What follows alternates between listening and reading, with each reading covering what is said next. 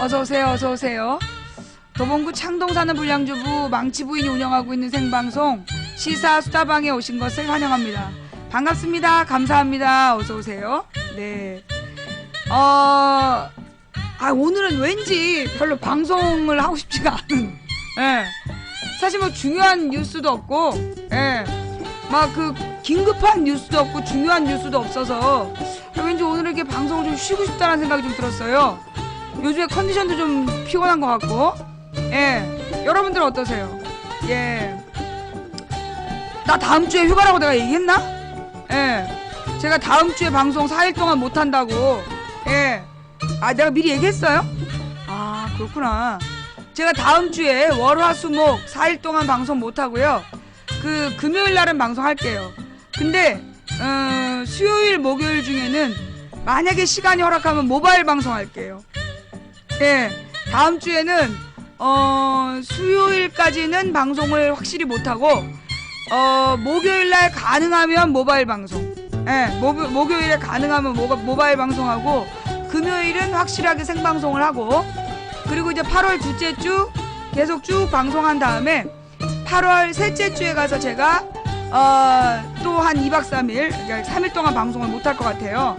네. 추천 억수로 받는 방송 1위 감사합니다. 추천해주신 모든 분들께 감사드리고, 오늘 추천 안 하고 버티신 님들 알지? 오늘 밤 녹색 설사의 풀장에서 눈뜰지어다. 자, 후원해주신 모든 분들께 감사드립니다. 예. 그리고 여러분 안내 말씀드릴게요. 저한테 제가 원래 채팅창에서 귓말을 못하게 설정해 놓는데 이상하게 귓말 하시는 분들이 있어요. 그래서 저는 우리 방 채팅창에서 귓말 하시는 분들은 무조건 블랙이에요. 예, 일단 간첩으로 딱 인정하기 때문에 저는 이제 망치 부인한테 채팅창으로 귓말하는 사람들은 무조건 블랙 걸고 보는 사람이다. 네, 그거를 좀 양해해 주시기 바랍니다. 괜히 또 억울하게 블랙 걸려가지고 풀어주세요 이러지 마세요.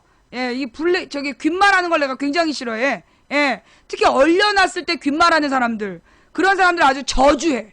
아주 혐오해. 뭔 말인지 알았지? 조금 아까 나한테 귓말하신 님 각오하세요. 예, 또 한 번만 귓말하시고 그러면 영구 블랙이에요. 예, 나는 특히 이제 얼려놨을 때 귓말하는 사람 아주 혐오하고, 평상시에도 귓말하는 사람들 보면 변태 같아. 귓속말 아주 싫어해요. 컴퓨터로 접속하면 귓속말을 할 수 있는데, 예. 컴퓨터로 접속하면 귓속말을 할 수 있는데, 그 귓속말로 나는 늘 그걸 허용을 안 해. 귓말을 허용을 해놓지 않는 이유가, 옛날에 귓말을 허용해 놓으면 귓말로 이렇게 방폭을 시키는 그런 메시지를 보내거나 막 쌍욕을 하는 인간들이 있어서 언제나 귓말을 이렇게 다 닫아놓는단 말이에요. 귓속말을 허용하지 않는 걸로 다 막아놓는데 꼭 이상한 사람들이 그렇게 귓속말을 해. 별로 중요하지도 않은 얘기로. 예, 그러니까 저한테 귓속말은 하지 마세요. 네, 저는 진짜 귓속말하는 사람 진짜 싫어해요. 그리고 왜 이렇게 뭐라 그러나 왜 남자들 중에 사회생활 하다 보면 괜히 남자들 중에 친근한 척 하느라고 되게 이렇게 가까이에 와서 막 귀에다 대고 얘기하는 사람 있잖아. 나한테 그러지 마세요. 맞습니다. 본능적으로 일단 주먹이다가 귀에 다가와서 뭐라고 얘기하고 일단 본능적으로 일단 코를 한 방 치고 나서 왜 내가 좀 어렸을 때부터 좀 불우했어. 내 어린 시절부터 누가 나한테 이쁘다 그러면 저 새끼가 나한테 돈 빌리려고 그러는구나 그런 생각을 하면서 자랐기 때문에 누가 이렇게 귀에다가 뭐 속삭이려고 그러면 일단 두들겨 패고 보는. 예.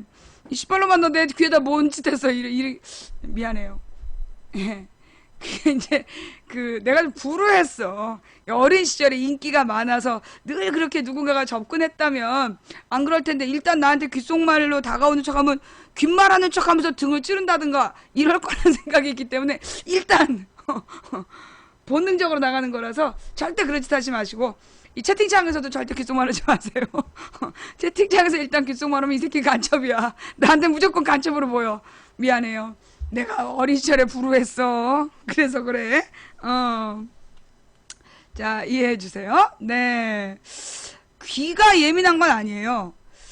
뭐라 그러나 하여튼 되게 안 좋은 기억이 있는 것 같아. 귓속말 한 사람들에 대한 안 좋은 기억.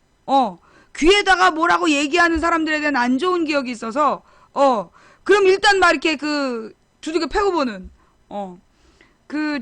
왜 성감대가 아니야. 귀에다 귓말하는 놈들 치고 정직한 놈이 없다. 그게 이제 나의 신조야. 왜냐하면, 사실 이제 사람이 이게 커뮤니케이션, 이게 사인이라잖아요. 말 없는 사인. 그런데 그런 말 없는 사인은 굳이 귀에다 얘기 안 해도 돼.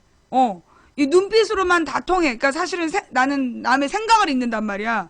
생각을 읽기 때문에 누군가 급하게 나한테 얘기해야 되면 나는 그 사람의 눈빛을 읽어요. 그러면 그 눈빛으로 다 해결이 되는데 귓말을 한다는 얘기는 하여튼 그 옆에 있는 누군가를 속이려는 거고 그러면서 나한테 뭔가 사인을 주는 거를 티를 내는 거 아니야. 그러니까 그런 놈들은 되게 어설픈 놈이기 때문에 이중 간첩일 가능성이 크다. 뭐 이제 그런 계산을 하는 거죠. 그래서 나는 나 야구 싫어하는데 어떻게 알았어? 나 야구 싫어해요. 그게 귓말하고 관계 있어? 귓속말 싫어하는 사람이 야구 싫어해? 나는 야구 싫어해. 예. 그 야구 싫어하고 마술 싫어하고 야구는 너무 늘어져서 싫어하고 그 다음에 마술은 그게 속이는 거라서 싫어하고 눈속임을 하는 거잖아. 예. 아, 야구장에 가면 귓말을 많이 해. 나는 이제까지 야구장에 한 번도 안 가봤어요. 나는 야구장이라는데 한 번도 안 가봐서 야구장 가갖고 귓말을 해본 적이 없어. 아, 귓속말로 코치를 많이 해. 아, 그렇구나. 나는 텔레비전 야구도 싫어하고 난 제일 이해가 안 되는 게 자기가 스포츠 하는 것도 아닌데 남의 스포츠 구경하는 사람들이 이 세상에서 제일 이해가 안 돼. 나는 옛날에 족구 구경도 안 한 사람이야. 왜냐하면 이게 사실 스포츠라는 건 본인이 해야지 왜 남이 경기하는 걸 구경을 하냐고. 나는 남이 경기하는 거 절대 구경을 안 해. 그러니까 무슨 뭐 게임을 구경한다든가 뭐 바둑이나 장기를 구경한다든가 그런 거 진짜 안 해요. 예, 그리고 막 이렇게 스포츠 경기 보는 거 그런 거 진짜 싫어해. 막 그 축구나 뭐 특히 뭐 축구하면 온 나라가 들썩들썩 하잖아. 나는 그 축구 경기도 잘 안 봐. 아니 할 거면 지가 하지 뭐하러 그걸 봐. 나는 기본적으로 스포츠는 본인이 하는 거다. 본인이 안 하고 남들 하는 거 이렇게 보는 거는 그거는 정직한 게 아니다 이런 생각을 하기 때문에 스포츠 경기도 잘 안 보고 남의 게임 보는 거 별로 안 좋아해요. 그러니까 남의 방송도 잘 안 봐. 남의 방송도 잘 안 보고 그 뭐 팟캐스트에서 뭐가 유행을 한다 그래도 안 들어. 잘 웬만해서는 안 들어. 남의 거는 잘 안 보고 옛날에 내가 이제 그 중고등학교 때 괜히 선생님들이 나한테 시 쓰라고 막 괴롭힌 적이 있어서 잠깐. 근데 이제 그 시를 쓸 때도 나는 남의 시를 안 읽었어. 그러니까 이제 그 선생님들마다 그러는 거야. 보통 중고등학생의 시는 어디선가 본 듯한 구절이 나오는데 네 시는 참 독특하다. 그게 왜 그러냐면 왜 대부분은 이제 모방에서 시작한다 그러잖아. 모방이 창작의 어머니다 이러면서 모방에서 시작한다는데 나는 남의 시를 읽지 않았기 때문에 교과서에 나온 거 말고 남의 시를 읽지 않았어. 그러니까 선생님들이 정말 독특하다. 너의 시에는 어딘가에서도 본 적이 없는 그런 독특함이 묻어난다. 당연하지. 난 아무 시도 본 적이 없으니까. 예. 그 일종의 나의 고집인 것 같아요. 네. 웃기는 연인의 아유 니네 엄마 욕을 여기서 하면 어떡해. 안방 가봐. 니네 엄마가 지금 저기 방에다가 토를 잔뜩 해놓으셨어. 망치 부인님 죄송합니다. 제가 저 새끼 낳고 먹은 미역국 토하고 있습니다. 야 가서 방 닦어. 아유 요즘 애들이 그냥 버르장머리가 없어갖고 지네 엄마한테 할 욕을 그냥 채팅창에다 막 써제껴. 혹은 지 일기장에다 쓸 말을 꼭 채팅창에다 써요. 개 못생김. 아니 그런 건 네 일기장에다 써. 아니면 거울을 내리고 화면을 보든가. 꼭 보면 그래요. 예. 이렇게 나는 어렸을 때부터 되게 좀 독특했어. 남들이 다 하는 거 안 하는 거. 내가 아마 2학년 때부터 그랬던 것 같아. 2학년 때부터인가 1학년 때부터 2학년 때부터였던 것 같아. 남들이 하면 안 하는 거. 남들이 하는 거는 왠지 그 따라하는 것 같아갖고 그냥 내가 지금 이 옷을 입는 그 패션 감각도 내가 이제 어저께 내가 이제 옷을 그 꽃바지에 꽃바지에 깜장 나시티를 입고 우리 딸내미를 이제 학원도 데려다주고 학교도 데려다주고 그랬어. 나중에 딸이 그러는 거야. 엄마, 나랑 같이 나갈 때는 그 꽃바지 안 입으면 안 돼? 그러는 거야. 왜? 이게 얼마나 좋은데? 5천 원 주고 사가지고 지금 6년째 입고 있는데. 그래서 막 그러면 그냥 그래. 그 내가 되게 마음이 상했어. 그래갖고 이제 하소연 하려고 동생네 미용실을 갔지. 그 차림 그대로 꽃바지에 깜짝 나시티를 입고 동생네 미용실을 갔더니 동생이 언니 내 사업장이 올 때는 그 꽃바지는 안 입어주면 안 돼? 아, 막 그 섭섭함. 어떻게 나의 이 패션 세계를 이해해주지 못할까? 나의 음식 세계와 나의 패션 세계를 우리 가족이 이해를 못해주는 것 같아. 그게 좀 가슴이 아파. 예. 아니, 그러니까 이제 나는 어렸을 때부터 남들이 좋아하는 거, 남들이 입는 스타일, 그런 거 안 입었어요. 나는 늘 독특한 나만의 세계를 추구했지.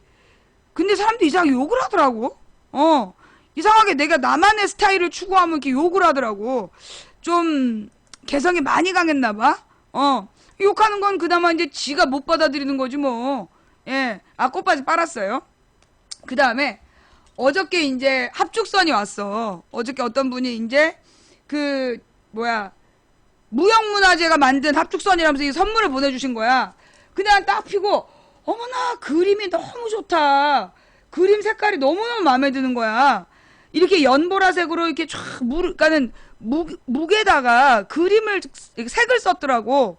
그래서 그림이 참 좋다 그러면서 내가 저기 부채를 선물 받았다고 신랑한테 막 자랑을 했어.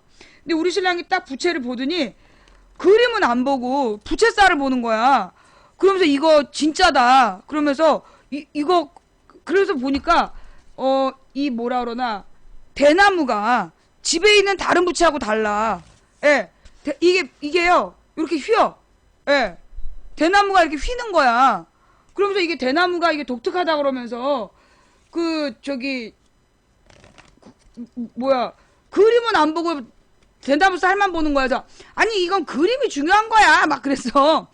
그랬더니 막 이게 주변 이 뭐라 그러나 가운데 합쳐지는 부분도 되게 두꺼워요. 보통 이게 싸구려 흉내만 낸 거는 부채살이 두껍고 이게 되게 일정해. 똑같아. 그리고 되게 거칠어.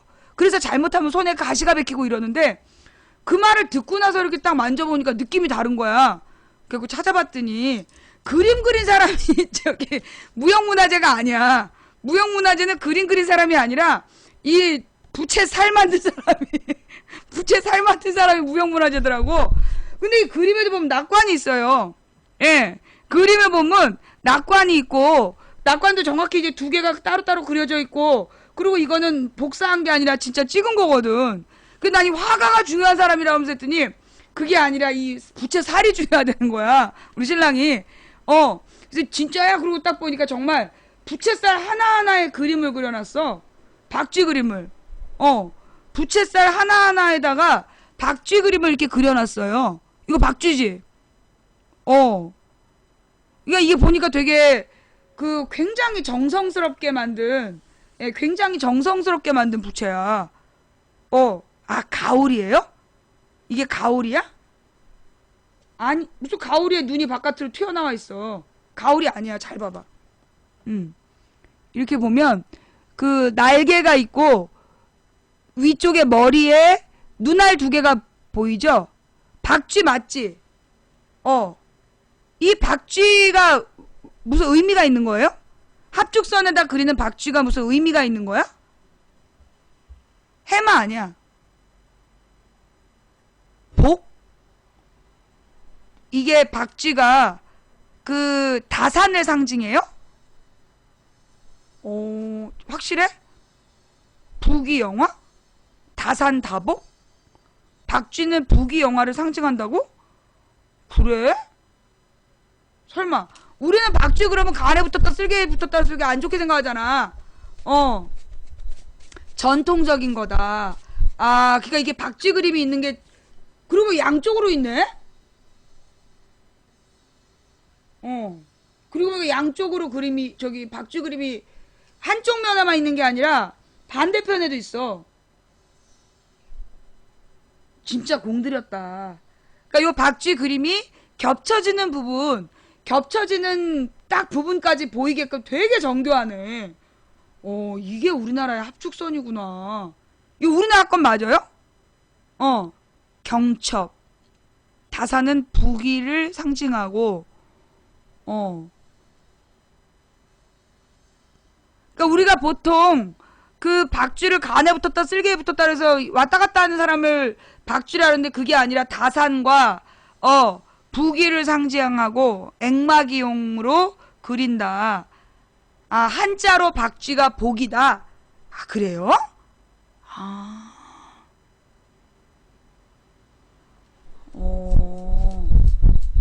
복복하고 의미 같아서 그렇구나. 복을 의미한다. 중국은 그런 게 있더라고요. 소리가 같으면 의미를 부여하는, 소리가 같으면 의미를 부여하는, 그게 중국 문화에 그런 게 좀 있더라고.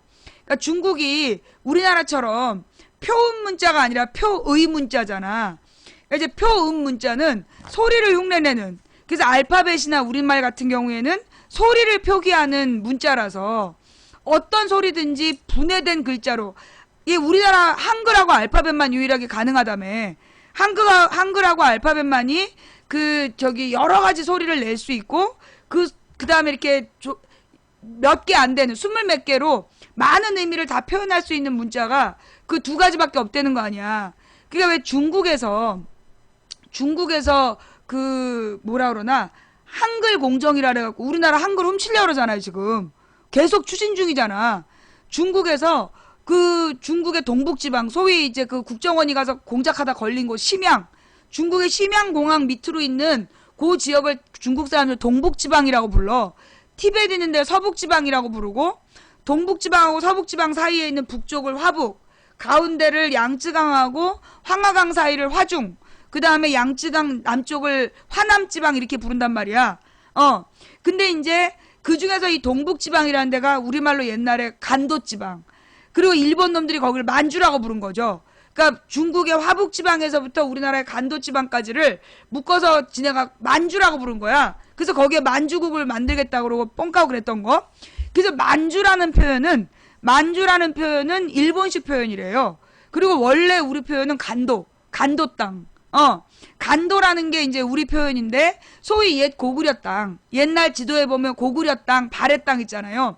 거기를 우리가 간도라고 불렀던 거야. 북간도, 서간도 이래가지고 간도라고 불렀는데, 소위 그 간도 지방에 지금 가보면요, 한글 간판이 다 한글로 되어 있어. 되게 놀랬어. 아니, 그 조선족 마을들인데, 조선족 마을들의 간판은 바깥으로 보이는 거잖아. 전부 다 한글로 다 달아놓은 거야. 그리고 신기하다 그랬는데, 그 의미가 세상에 우리 한글을 훔치려고. 왜냐하면 중국 사람들은, 내가 몇 번 얘기했지만, 중국 사람들은 인터넷으로 문자를 보내기가 너무 힘든 거야. 걔네들은 일단 어떻게 하냐면, 영어 알파벳으로 소리를 표현을 해. 류면 뭐 RYU 이런 식으로 써. 그러면 그 다음에 한자가 쫙 뜨는 거야. 그러면 그 한자를 찾아가서 이게 왜 양쪽 누른 거 있잖아. 네 방향으로 찾아가서 글자를 보내는 거야. 그러니까 시간이 오래 걸리는 거야. 중국의 스마트폰의 문제가, 중국 말을 스마트폰으로 딱 썼을 때 그런 문제가 생기는 거야. 그러니까 이제 소리를 낼 때 알파벳은 우리말보다 알파벳은 두세 개 더 들어가. 근데 이제 우리말은 굉장히 자판이 간단하잖아. 쉬프트 누르면 된다든가 이런 식으로. 그러니까 얘네 중국 애들이 그 90년대에 한글 자판, 80년대 말 90년대에 그러니까 키보드가 막 공급이 된단 말이야. 그러니까 우리나라의 개인 퍼스널 PC가 공급된 게, 그러니까 똑같아. 이제 퍼스널 컴퓨터가 공급된 게 80년대 말이에요. 80년대 말부터 개인용 PC가 나오기 시작을 해가지고 90년대 초반, 93년 이 정도에 그 개인용 PC들을 갖기 시작했단 말이야. 그러다 보니까 그때는 이제 전부 다 이제 이 키보드가 집집마다 있었던 때가 92년, 3년 이럴 때거든요. 그러니까 이제 그때 이 중국이 문제를 깨달은 거야. 중국의 문제가, 중국의 문자는 키보드에 담을 수 없다. 그래서 그때부터 얘네가 준비한 게 동북공정이야. 그 동북공정이라는 게 뭐냐면, 우리의 그 간도지방의 역사, 즉 고구려의 역사, 발해의 역사를 중국의 역사라고 우기기 시작한 거야. 중국의 소수민족, 중국 동북지방의 소수민족의 역사다라고 우기는 거야. 그러면서 한글을 조선족 문자다. 한글을 조선족의 문자라고. 한때는 조선족이 한글 못 쓰게 했었대요. 70년대까지 못 쓰겠다든가? 조선족들은 한글을 못 쓰겠다는 거야. 근데 80년대부터 조선족이 한글 쓰는 걸 막지 않더니 90년대는 적극 권장을 했다는 거야. 그래갖고 간판에다가 한글을 다 쓰게 했는데 그 이유가 뭐냐? 한글을 지낼 거라고. 한글이 중국의 소수민족 글자라고 등록을 하려고 그런 거야. 그래서 유네스코 어딘가 등록을 한다 그랬던가? 그래서 우리나라의 한글을 중국 소수민족의 문자라고 그걸 어디 세계에다 등록을 하자고 이명박 때 막 우리한테 우리나라에 접근해 왔어. 요구를 했는데 그때 받아들였는지 안 받았는지 제가 뉴스를 못 봤고요. 예. 그래가지고 이 한글을 훔치려는, 왜냐하면 걔네가 영어로 가령 이제 우리는 로 그럼 리을 오잖아. 소리로 리을 오, 료 그럼 리을의 요. 굉장히 간단하고 선명하잖아. 그런데 영어로는 얘네들이 그걸 되게 복잡하게 표현을 해야 된다 말이야. 알파벳으로는. 그러니까 얘네가 한글이 더 키보드에 유리하다고 본 것 같아. 그래서 하여튼 이 한글 문자를 지네 걸로 하려고 우리의 역사를 훔치는 동북공정을 했던 거야. 우리는 역사를 훔치려는 건 줄 알았는데 알고 보니까 문자를 훔치려는 거였어. 중국 문자라고 등록해버리려고. 예. 그러니까 사실은 어떻게 보면 이게 중국의 문자는 수만자잖아. 중국의 문자가 수만자야, 수만자. 우리는 중국 문자가 천자인 줄 아는데 아니에요. 중국의 상용 문자가 한 2천자 된대. 중국의 그러니까 상용 문자라든가 뭐 중국에서 뭐 대학을 다닌 사람들이라든가 뭐 일반적으로 좀 글을 쓴다는 사람들이 쓰는 글자가 한 2천자가 된다는 거야. 2,000글자. 근데 실제로 이렇게 뭐 좀 학자다 그러면 뭐 만자, 2만자를 공부를 한다는 거야. 그래가지고 그 글자 그러니까 중국 문자 되게 엄청 많은 거야. 그리고 중요한 건 중국 문자에는 한 글자에 고사가 다 있어. 그 한 글자가 나오기까지 옛날 이야기가 다 있는 거야. 그래서 그 한 글자가 만들어진 거야. 그래갖고 뜻을 표현하는 부분하고 음을 표현하는 부분이 나누어지고, 그러다가 또 음이 비슷하면 그 음이 비슷한 것에 의미를 두고 그걸 미신처럼 막 섬기고 그러는 거야. 그래갖고 중국에서 8이라는 숫자가 중요한 게 뭐 중국의 복자하고 비슷하다든가? 그래서 숫자 8이 되게 중요하고 이런 식이야. 우리가 볼 때 말이 안 되는, 예. 우리가 볼 때 말이 안 되는 그런 소리가 비슷하다고 어떤 것에 의미를 두고 막 섬기고 막 그래. 그게 좀 다른데, 중국 문화는 우리가 다 이해하기 힘든 것 같아요. 근데 사실 중국의 문화를 연구하기 시작하면, 예. 중국의 문화를 연구하기 시작하면 아마 평생 연구해도 끝까지 연구 못할 것 같아. 중국 문화는 평생 연구해도 끝까지 연구를 못할 것 같아. 너무나 방대하고, 예. 그 다음에 너무나 또 다양하고, 그리고 중국의 소수민족 중에는 아직까지 말이 안 통하는 민족이 있대. 중국의 본토에서 공무원이 나가서 말이 안 통하는 소수민족이 아직도 발견된다는 거야, 중국이. 그러니까 이제 깊은 골짜기에, 여러분 그 장가계라는 그거 한번 찾아봐봐. 그 장가계라는 게 소위 영화 아바타에 나오는 어떤 하늘에 떠 있는 행성의 상징이 된 이미지를 도용한 건데, 그게 소위 이제 장가계라는 중국의 강남에 있는 어떤 숲을 배경으로 만든 이미지를 딴 거래잖아. 근데 중국의 이 남쪽의 자연은요, 굉장히 막 신비로워요. 정말 신비로워. 가령 이제 우리 고구려랑 발해가 지배했던 땅은 가보면 황당해. 끝없는 벌판이야. 끝없는 벌판에 갑자기 산이 삐쭉 쏟아 있어. 근데 이제 특히 이제 오녀산성 같은 걸 가보면 그게 고구려의 발원지라는 거야. 고구려의 발원지인가? 고구려의 하여튼 국내성 자리인가? 그런 자리야. 거기 가서 보면 이렇게 그냥 대평원에 평상처럼 삐쭉 올라온 게 있어. 꼭 전복같이 생긴 게 삐쭉 올라와 있어. 위는 평평하고 양옆이 그냥 절벽인 이렇게 판때 기다란 꼭 전복같이 생긴 기다란 고원이 있는 거야. 타원형 고원이. 근데 거기가 소위 이제 그 고구려의 역사를 만들었던 사람들이 거기를 중심 산성으로 그 주몽이 그랬던 것 같아. 중심 산성으로 있었던 곳이래. 그래서 거기 근처에 가보면 별로 이렇게 그 볼 것도 없고 자연이 되게 삭막해. 그냥 이렇게 밀이나 옥수수밖에 안 되는 그런 동네야. 근데 남쪽으로 내려가면 밀림, 정말로 숲이 우거진 그런 밀림들이 있고, 그리고 계속 비가 와가지고 막 축축한 그런, 그래서 중국의 자연 환경이 복잡하잖아요. 그게 골짜기마다 이제 소수민족들이 각자 숨어서 살았던 거야. 그래갖고 얼마 전에 196번째 부족인가가 몇 년 전에 196번째 소수민족이 발견됐다. 근데 그들이 쓰는 말이 아직 그 문자로도 없고 이렇게 그 소통이 안 된다. 그래서 그 해석을 해야 된다는 얘기를 내가 몇 년 전에 그걸 기사로 읽은 적이 있어. 그 이제 그 다음에 근데 도리어 중국이 참 또 웃기는 대단한 나라야. 내가 볼 때 뭐냐 하면 이 중국은 기본적으로 그 소수민족을요 그 아주 묘한 정책을 써.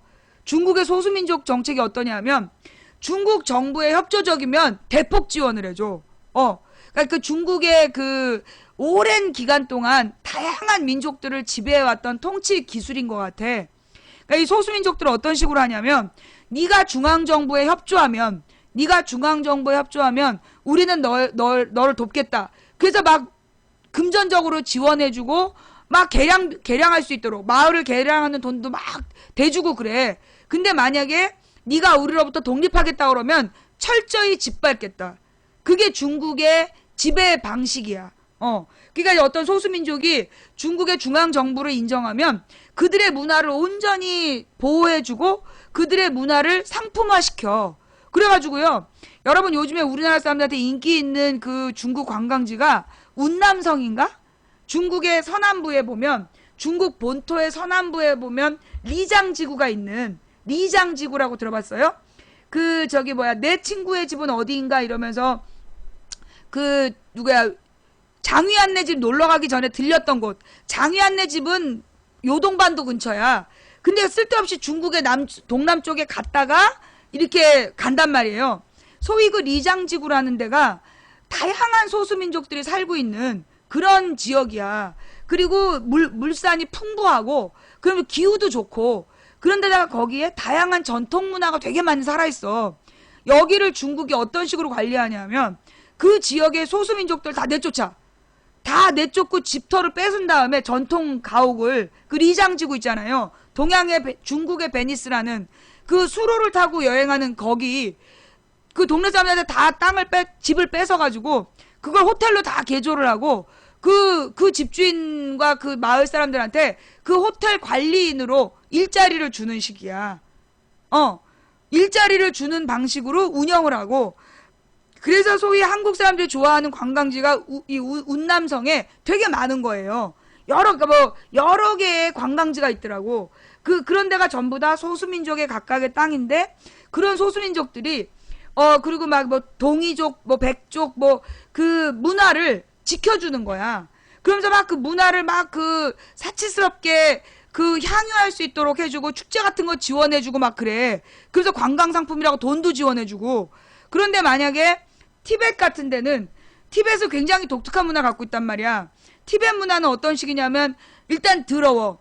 굉장히 더러운 사람들이 옷을 막 겹쳐 입고 주로 빨간색 그 가사 같은 걸 걸치고 다니면서 이렇게 그 빨랫줄에다가 깃발 막 늘어놓은 데 있잖아. 빨랫줄에다가 깃발을 막 늘어놓은 데가 그게 티벳 문화야. 티벳 문화권. 그 티벳 문화권의 그 사람들에 대해서는 중국이 굉장히 무서운 정책을 펴요. 너네가 여기서 독립하겠다 그러면 죽여버리겠다.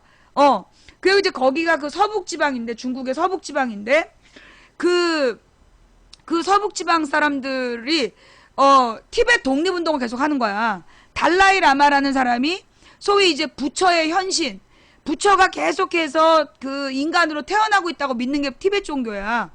티벳 불교를 믿는 사람들이 소위 서북지방에 모여 살고 있는데, 그 사람들이 참 독특한 사람들이야. 그러니까 아이들이, 그러니까 남자들이 일생에 한 번은 수도 생활을 하고, 그 다음에 만약에 수도원에 들어가지 않은 사람들은 평생 한 번은 성지순례라는 거야. 그 성지순례를 할 때 오체투지를 하는 거예요. 남학신 같은 거를 이렇게 여기 팔에다가, 이렇게 손에다 끼고, 그리고 여기다가 가죽으로 된 다음에 기어서 가는 거. 온몸을 다 땅에다 낮추어서 가장 낮은 자세로 그 성부를 꿈꾸면서 성지순례를 가는 거야. 그 오체투지가 그 티베트 종교인데, 그러니까 사람들이 되게 무서운 사람들이야. 몇 년에 걸쳐서 그 먼 길을 가. 기어서. 그러니 그 사람들의 그 정신세계가 굉장히 독특한 사람들이에요. 그러면서 이제 그 왜 하늘에다가, 왜 빨랫줄에다가 더러운 깃발을 매달아 놓냐면, 그 깃발이 불경 구절이라는 거야. 불경 구절이 적혀 있는 깃발을 이렇게 달아 놓으면, 그 바람이 그 불경 구절에 나오는 좋은 이야기를 세상으로 전한다. 그거 맞죠? 바람이 그 깃발에 적혀 있는 좋은 이야기를 세상으로 전파한다라는 개념으로 그걸 매달아 놓는 거야. 그래서 햇빛에 발해갖고 글씨가 사라진 건데 그 사람들 되게 좋아해. 불경이 세상으로 전파됐다고. 그걸 룽따라고 해요. 그렇군요. 난 한 번도 안 가봤어. 난 한 번도 안 가고 전부 다 이게 테레비로 걸어서 세계 속으로 뭐 이런 거를 다 찾아서 보고 테레비를 배운 거지 절대 거길 직접 가지 않아. 왜? 화장실이 안 맞아. 나는 그 수세식 화장실이 아니면 대소변을 못 보기 때문에 그래서 못 가. 그래서 늘 텔레비전을 보면서 연구하지. 텔레비전을 늘 보면서 연구하고 아주 다양한 주제들로. 그러니까 왜 우리 신랑은 저기 지난번에 봤잖아 그래. 그래서 안 봐. 그러니까 왜 화면이 비슷하면 안 봐. 근데 나 아니야. 왜냐하면 같은 지역을 바라보는 프로그램마다 관점이 틀려. 리장지구를 바라보는 사람들의 그 PD들의 관점이 틀려서 한 지역에 대해서 다양한 정보가 다양한 프로에 나와. 그러니까 똑같은 리장지구라도 보고 또 보고 다른 프로 또 찾아보고 그러는 거야. 그러면 그 지역에 대해서 이해가 깊어지는 거지. 하여튼 난 그래서 중국에 내가 동북지방을 한번 여행한 다음에 나 신장이 상했잖아. 소변을 못 봐가지고. 중국 화장실은 묘해. 난 정말 리장지구를 한 번은 가보고 싶은데 이 화장실에 대한 공포 때문에 못 가겠어. 그게 내가 이제 화장실을 극복해야 돼. 아예 내가 자연 상태면 내가 두려워하지 않아. 그냥 이렇게 사판자루를 들고 가서 해결해야 되는 곳이면 차라리 괜찮아. 근데 그 정말 이상하게 생긴 그 중국 변기를 보면 도로 들어가. 도로 들어가. 나는 중국 화장실을 못 가요. 그때 중국에 갔을 때도 꼭 그 베이징 시내로 가서 5성급 호텔에 화장실을 찾아서 갔지. 잘 안 되더라고. 요즘엔 중국에 수세식이 많이 생겼어요. 나는 그 베이징 올림픽 전에 갔다 왔거든. 그래서 못 가겠어. 그래서 내가 이 5성급 호텔만 들어갔잖아. 화장실 가려고. 물론 화장실만 썼어. 1층 이상은 안 올라가고. 1층 이상은 안 올라가고 늘 이제 5성급 호텔에 화장실만 갔지. 야, 그런데 내가 그게 어디였어? 미국이었나? 세상에서 화장실 인심이 제일 안 좋은 데가 미국인 것 같아. 아니다. 유럽도 비슷하긴 했다. 근데 하여튼 미국은 호텔 화장실도 잠궈놓더라고. 호텔 화장실도 방키가 있는 사람만 들어가게 돼 있는 호텔도 있어. 참 그 호텔 화장실 인심은 미국은 호텔 화장실 인심도 안 좋더라고. 근데 중국은 그 정도는 아니었어.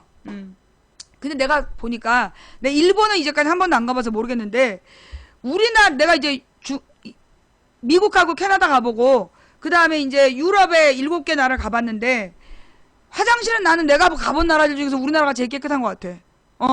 화장실 문화는 우리나라가 진짜 제일 잘 돼 있는 것 같아. 얘기가 또 딴 데로 샜지만 좌우지간 내가 이탈리아 화장실 무서웠어. 이탈리아 화장실은 주로 이렇게 변기가 없어. 왜 그 변기에 그 안장 있잖아. 플라스틱 안장이 거의 대부분 없더라고. 물론 이렇게 돈 주고 들어가는 고급 화장실은 있대. 근데 이제 주로 우리 같은 관광객들은 그 고속도로 휴게소를 가잖아. 근데 고속도로 휴게소에 공짜로 쓸 수 있는 화장실의 특징이 안장이 없어. 안장이 없고 그냥 그 도기에 앉아서 성동구치소 화장실 같이 생겼어. 그리고 또 더러워. 되게 화장실이 안 깨끗해. 유럽 사람들 화장실 왜 이렇게 더럽게 쓰는지 나 이해가 안 돼. 우리나라는 화장실 되게 깨끗이 쓰잖아. 그래 나 화장실이 진짜 좀 충격적이었어. 서양 사람들은 예, 그 이탈리아 화장실 예. 그리고 이제 공항이라든가 그런데 화장실은 깨끗해. 공항 화장실 같은 데는 깨끗한데 그래도 우리나라 화장실 정도는 아니야. 사실 우리나라 화장실은 바닥에 이렇게 가령 화장실 바깥에 복도에 옷이 떨어져도 그게 막 소변이 묻거나 그런 느낌은 안 들잖아. 근데 그 유럽의 화장실은 공항을 제외한 화장실은 별로야. 아주 안 좋아. 근데 일본이 그렇게 깨끗하다더만. 일본 화장실도 깨끗하다는데 나는 그 일본의 방사능 공포 때문에 난 못 가잖아. 프랑스 화장실 진짜 아니었어. 예. 프랑스 화장실도 진짜 아니었고 그 유럽의 화장실들이 그렇게 좋지 않아. 그러니까 우리나라 이 뭐라 그러나 고속도로 휴게소의 화장실은 내가 볼 때 진짜 이 그 굉장히 좋은 호텔급 화장실이야. 예. 나는 이 일본은 화장실이 깨끗하다고 들었는데 아니 그 화장실 깨끗하다고 방사능을 맞으러 갈 수는 없잖아. 그래서 안 가는 거지. 그 이제 싱가폴이 또 전 세계에서 가장 위생적이라고 알려져 있잖아요. 그런데 싱가폴은 문제가 많대. 어떤 문제냐면 끊임없이 화학 소독을 하는 거야. 싱가폴의 문제가 끊임없이 화학약품으로 소독을 한대요. 그래서 문제가 뭐냐면 아토피 환자들 있잖아. 아토피 환자들이 그 싱가포르를 가면 애들이 막 뒤집어진대. 그게 이제 그 싱가포르이 주로 약품 소독을 많이 하기 때문에 네. 그래서 이 아토피는 소위 화학물질에 대한 반응이거든. 아토피 환자들이 화학물질에 대한 반응이에요. 그래서 이 아토피 환자들은 싱가포르를 가면 안 돼. 거기는 주로 막 길에도 계속 소독약 뿌리고 그래가지고 벌레나 이런 미생물이 없는 대신에 그 화학적인 부작용을 낳는 데잖아. 그리고 또 얘기 나온 김에 하면 혹시 여러분의 자녀들이 아토피 증세가 있다. 여러분의 자녀들이 아토피 증세가 있다 그러면 그 아토피 증세가 있는 집에서 가장 중요한 건 환기예요. 환기. 그래서 특히 이런 그 뭐라 그러나 도배할 때 실크 벽지라는 걸 쓰잖아요. 그 실크 벽지를 붙이기 위해서 그 칠하는 접착제가 그게 화학물질이래. 도배할 때 붙이는 풀이 접착제가 화학물질이라서 도배를 새로 한 집, 새집 증후군이 그래서 생긴 거야. 도배한 그 접착제에서 나오는 화학물질의 성분이 애들의 몸을 상하게 하는 거거든요. 그래서 이제 그거를 없애려면 보름 동안이나 뭐 한 달 동안 아파트에 불을 풀로 떼면서 막 구워가지고 벽에서 화학물질을 다 빼내야 된다 그러잖아. 근데 이제 사실 그렇게 해도 아토피를 앓는 경우는 제일 중요한 게 환기예요, 환기. 그래서 우리 딸이 그렇게 아토피 기질이 있었어. 그래서 우리는 환기를 되게 중시했어. 내가 하루에 2시간을 꼬박 12시간 간격으로 12시간에 한 번씩 반드시 창문을 열고 1시간을 환기시키는 거를 내가 아주 규칙적으로 해갖고 우리 딸 어렸을 때 사람들이 아토피인 걸 몰랐어요. 그게 내가 환기를 잘 시켰기 때문이야. 환기하고 보습. 제일 중요한 게 그거고, 그래도 안 낫는다, 그래도 심하다 싶으면 아예 시골로 내려가는 게 좋아요. 아예 시골로 내려가서 공기 좋은 데로 가면 아이들의 아토피가 많이 사라진다고 그러더라고. 나는 그렇게 시골로 갈 정도는 아니었어. 우리는 환기 12시간마다 시키고 보습제를 물이 젖은 상태에서, 나는 우리 딸을 수건으로 물을 닦아준 적이 없어. 그냥 물기가 있는 상태에서 보습 크림을 확 발라버리지. 그러면 이제 그 보습 크림이 금방 말라. 그러면서 피부에 이제 습기를 보존해주는, 그 다음에 이제 환기시키고 이렇게 했거든요. 근데 이제 저기를 하니까 우리 작년에 도배를 했잖아. 작년에 거실하고 딸방에 도배를 했는데 얼굴에 뭐가 싹 나오더라고. 그때 방법은 뭐냐면 양초.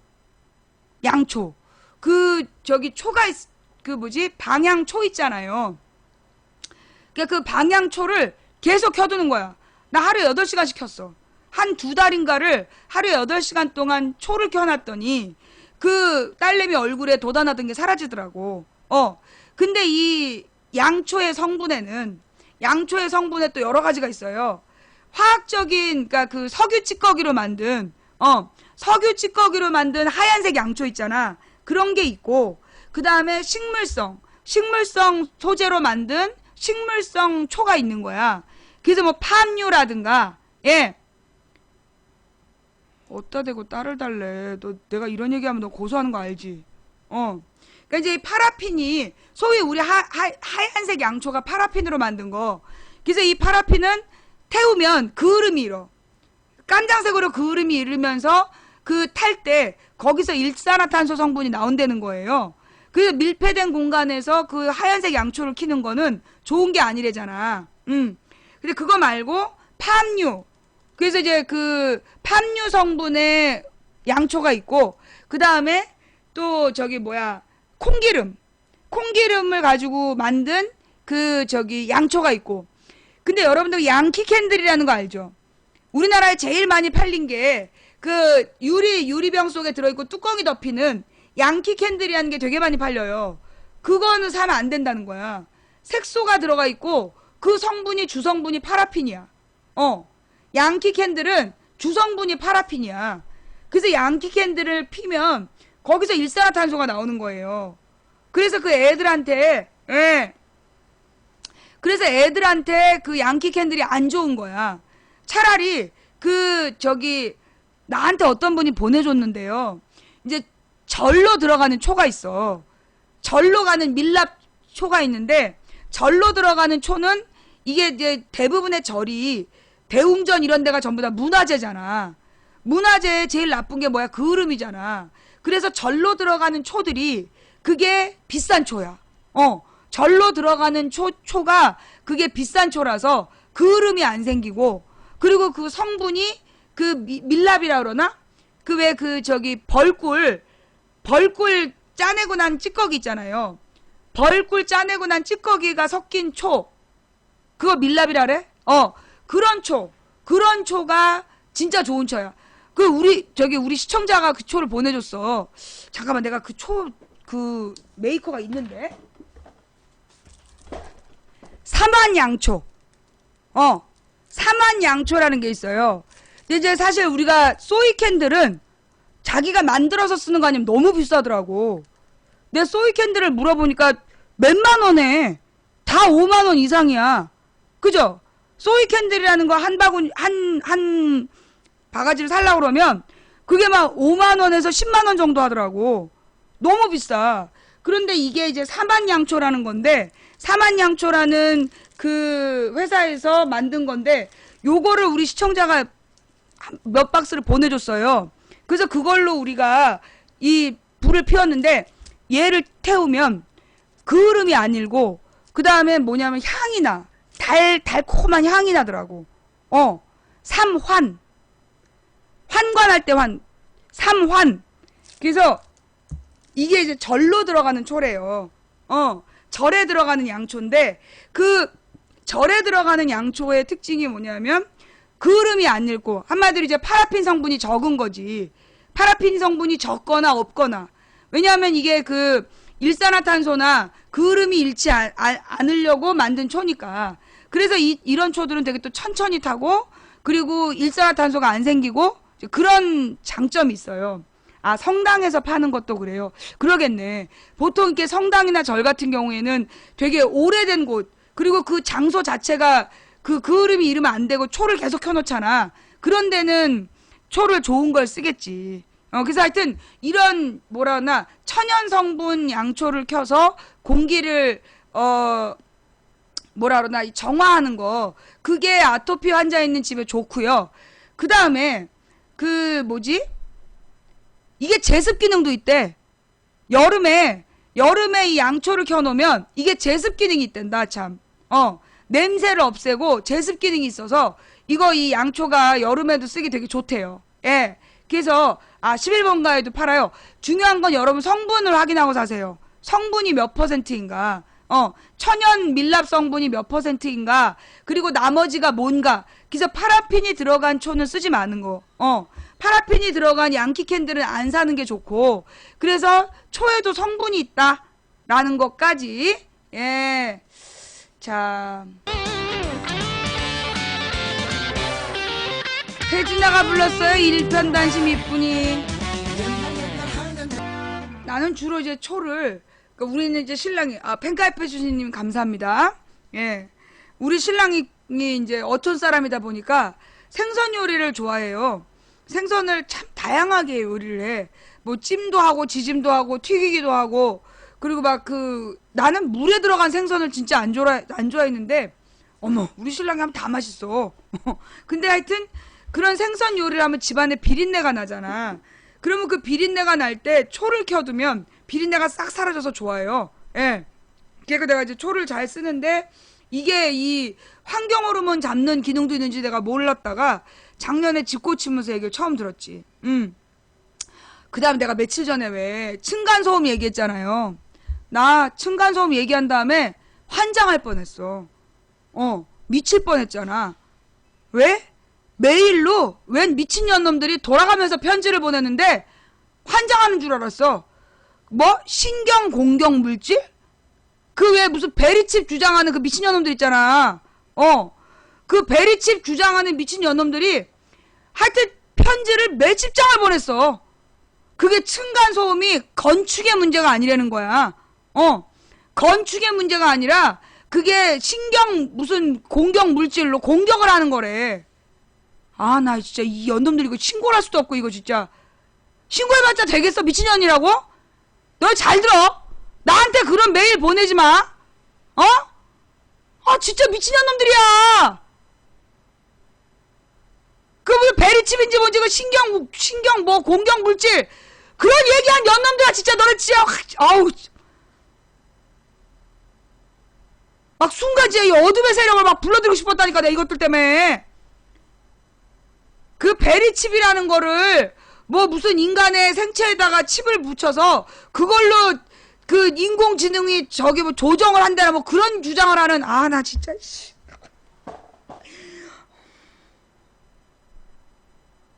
너네 왜 그래 진짜. 왜 비싼 밥 먹고 미친 소리를 해. 나 진짜. 내가 볼 때는요 이 층간소음 문제 얘네들이 어떤 때 나한테 메일을 많이 보냈냐. 국정원 해킹 문제.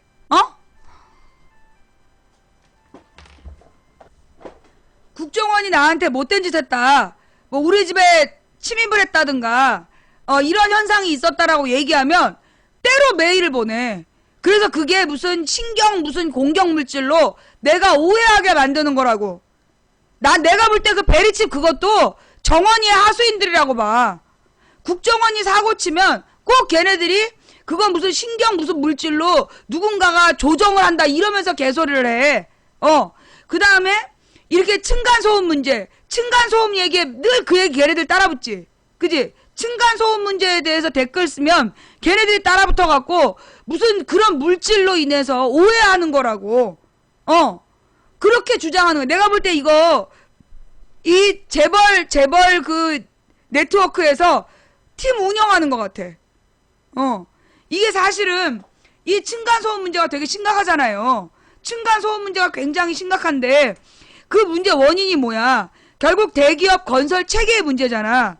대기업이 하청만 받고 대기업이 지네가 수주를 딴 다음에 지네가 안 짓고 커미션 지네가 한 20% 먹은 다음에 하청을 주고 하청업체는 20% 지가 또 먹고 3청을 준다고. 그러면 건설비에서 60%만 받고 건물을 지어야 돼. 재료비도 안 나와. 그러니까는 이게 그 철근하고 시멘트를 빼돌리기 때문에 그래서 층간소음이 생기는 거잖아. 그런데 그러니까 결국 층간소음의 문제는 결국 건설사의 문제란 말이야. 건설사의 건설 구조의 문제. 이걸 갖다가 그 무슨 심리적으로 조정을 하는 비밀 집단이 있단 개소리로 물타기라는 거야. 그걸 물타기 하는 거야, 내가 볼 때. 층간소음의 문제의 본질을 흐리려고 물타기 하는 거야. 소위 프리메이슨. 이것들이 잠잠하면 내가 베리칩 이것들을 막 블랙시키고 스팸으로 신고하고 막 다 하나. 그리고 한동안 지나면 누가 하냐. 망치 부인님께 중요한 제보할 게 있다고. 자기가 모든 그 이상한 점에 확 명확한 해답을 얻었대. 프리메이슨을 아십니까? 야! 죽여버리고 싶어 진짜. 해마다 반복적으로. 진짜. 너네 나한테 왜 그래? 너네 나한테 진짜 왜 그러는 거야? 미칠 것 같아 진짜. 어?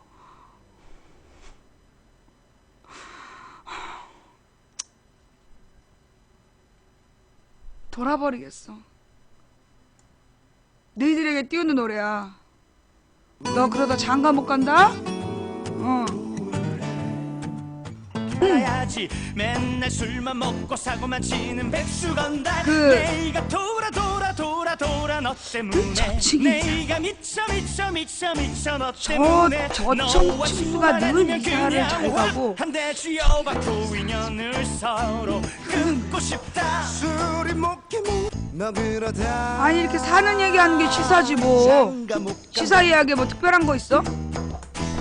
알다 보면 언젠가 그 프리메이슨이라는 건 뭐냐면 날이 오겠지라는. 그 프리메이슨이라는 얘기가 뭐냐면요. 소위 내가 그 얘기를 맨 처음 접한 게 90년대 중반이야. 나 되게 일찍 접했어. 내가 되게 일찍 접했는데 그때 웬 사람이 90년대 중반에 자기가 미국을 갔다 왔다. 그런 얘기를 하면서 그때 어디서 아주 이상한 데서 만난 사람인데 그러니까 뜻하지 않게 날 모르는 사람인데 나한테 막 그 얘기를 하는 거야.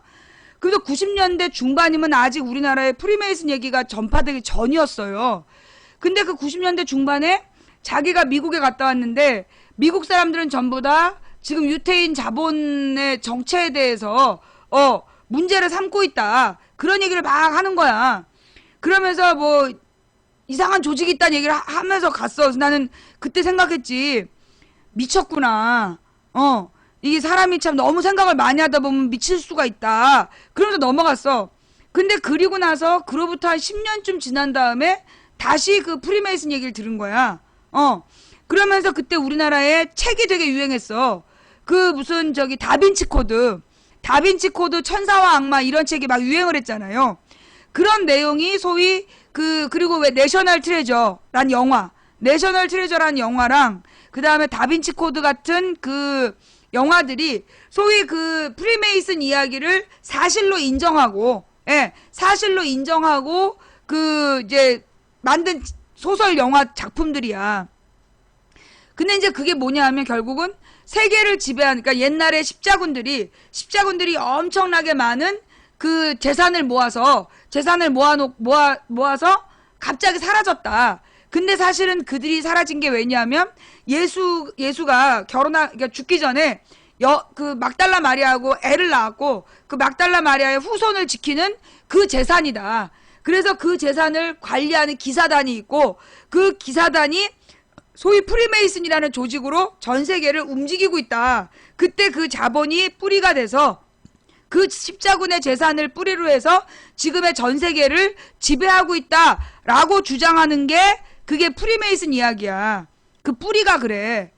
그러면 이 얘기는 사실일까요? 뻥일까요? 개뻥이야. 이 얘기는요. 솔직히 얘기하면 뭘 가리는 용이냐면 실제로 진짜 유태인 자본의 본질을 가리기 위해서야. 그 이야기가 어느 정도는 비스무리해. 뭐냐? 실제로 우리 지금 전 세계를 지배하는 자본이 누구냐면 유태인 자본이야. 유태계 금융 자본. 정확하게 얘기하면 유태계 주식 자본. 얘네들이 이제 세계를 들었다 놨다 하는 거야. 어떤 기업의 가치나 이런 걸 지네가 막 평가하고 신용평가나 이런 걸 통해서 나라 하나를 들었다 놨다 하고 지네들이 필요하면 나라 하나를 망하게 할 수 있는 그런 대자본이 움직이고 있는 거예요. 네. 저기 시간 가는 줄 모르고 계속 보는 방송 1위 감사합니다. 시간 가는 줄 모르고 봐주셔서 대단히 감사합니다만 추천들을 하셨습니까? 예, 보는 사람은 2,400명이 넘어 2,500명인데 추천은 1,700명. 야, 역시 아직도 추천 안 하고 보는 600명? 너의 600명 누구야? 오늘 밤 녹색 설사의 풀장에서 눈 뜰지어다. 사랑하는 여친이랑 단둘이 근사한 풀빌라에 놀러 가는 거야. 그래서 풀빌라에서 그녀와 더불어서 딱 들어간 순간 네 몸에서 분수치는 녹색 설사를 느낄지어다. 금을 빼면서 여자친구한테 뒤지게 한번 혼나봐. 자, 좌우지간 그 추천해주신 1886분께 감사드리고요. 아직까지 추천 안하고 버티신 분들 오늘 밤 녹색 설사에 풀장서 눈뜰지어다. 아, 늦었다. 일찍 했어야지. 죄송해요 형님. 뭐 이제 추천드릴게요. 하여튼 결국은 이게 어떻게 된 일이냐면 그 셰익스피어의 소설에 보면 베니스의 상인? 그지? 베니스의 상인이라는 데 보면 그 샤일록이라는 굉장히 그 잔혹한 유태인 고리대금업자가 나오잖아. 맞지?